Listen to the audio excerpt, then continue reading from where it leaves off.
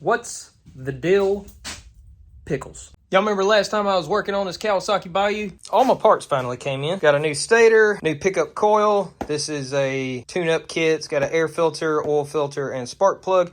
This is a new carb. We are going to be converting this motor. I believe it was on AC power. We're converting it to DC or the other way around. I don't really remember. We've got to pull some parts off the old motor, put them on the new one. So that being said, let's get after it.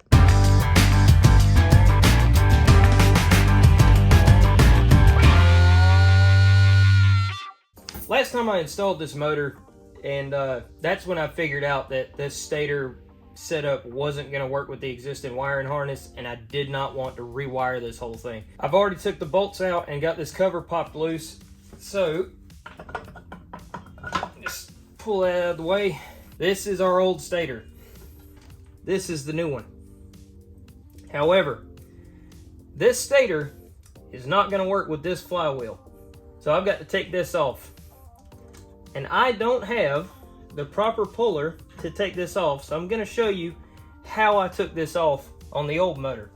Thread your flywheel bolt back in. Okay, I'm not recommending anybody do this. This is just what I'm doing simply because I don't want to have to buy a tool that I'm going to use one time and then I'm just going to have to move it every time it's in my way. It's not the right kind of pry bar, but it'll work. You slide it up behind the flywheel just a little bit. Don't go cramming it in there. Get a little bit of pressure on it, just a little bit, and then smack this. There it is. Anybody who's ever had to remove a Predator 212 flywheel knows that.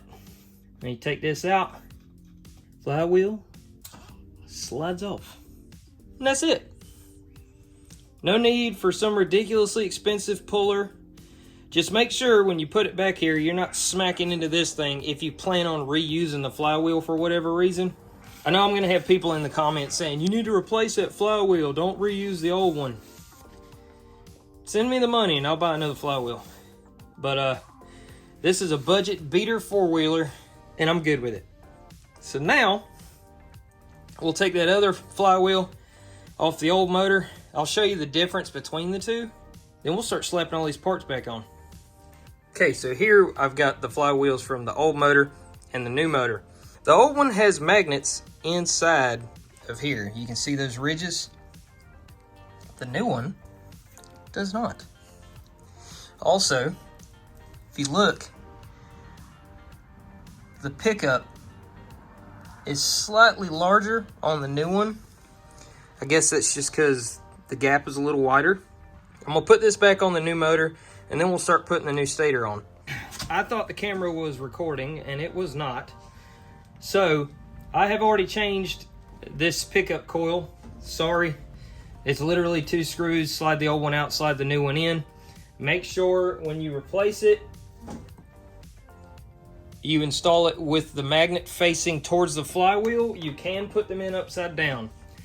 Ask me how I know. Anytime you open this up, especially if you take this flywheel off, make sure that this key makes it back in here. Because if not, you're gonna have a bad time. All right, so right here, you're gonna see this flywheel get put on and taken back off several times.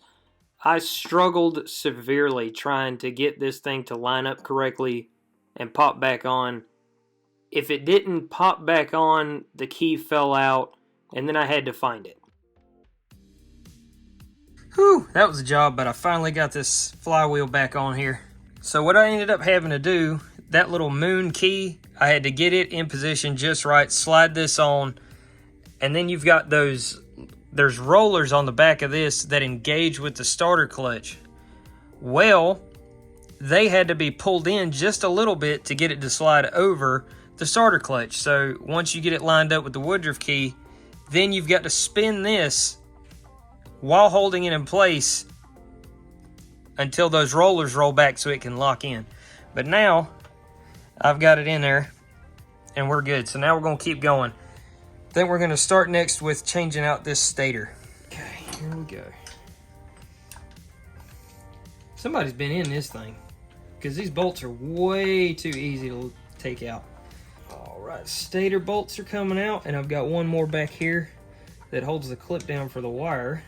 Yeah, somebody's definitely been in there and changed this, because this is too easy. I've never had one that the screws didn't fight me every step of the way. There's your clip. And this just wiggles on out. Let me take, that's gonna be fun to take out of there. Because that's siliconed in, awesome. That's fantastic. There we go. All right, there's the old stator. Let's slap the new one in here, shall we? Okay, so we'll push that in. It's the new stator. Slide that cable back in. And we just kind of wiggle this on. Come on. Okay. Make sure the screw holes are lined up good. Make sure that when you're installing your new stator, that it lays down flush inside this cover, because it can cause problems if it's uneven.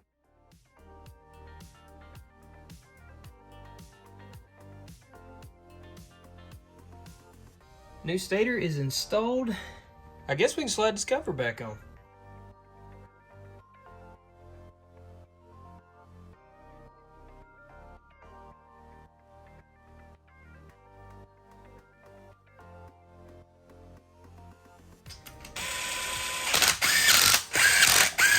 Pull start cup also has a little bitty key with it. You need to make sure that goes back in or your pull start's not going to work. It helps out a lot to make sure that the shaft is at the 12 o'clock position before you put the cover back on to help get that key back in.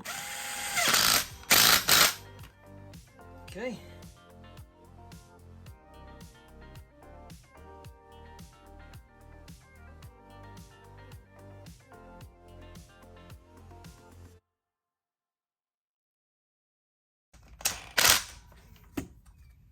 And there she is. Finally. All right. That stator wiring's hooked up. The super long one reaches all the way up front now. I think we're good to go. So far, everything seems like it's gonna work. There's a couple things that I need to test, but I'm tracking down some other wiring issues in the process, so that's gonna be a little bit, and I'm out of time. Reason being, I'm leaving Monday to go out of town to do a huge collaboration with several other channels.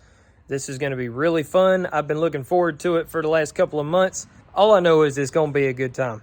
So once I get this thing put back together, I'll get all the plastics and everything back on it, and we'll finally get to take this out for a good old-fashioned ripski.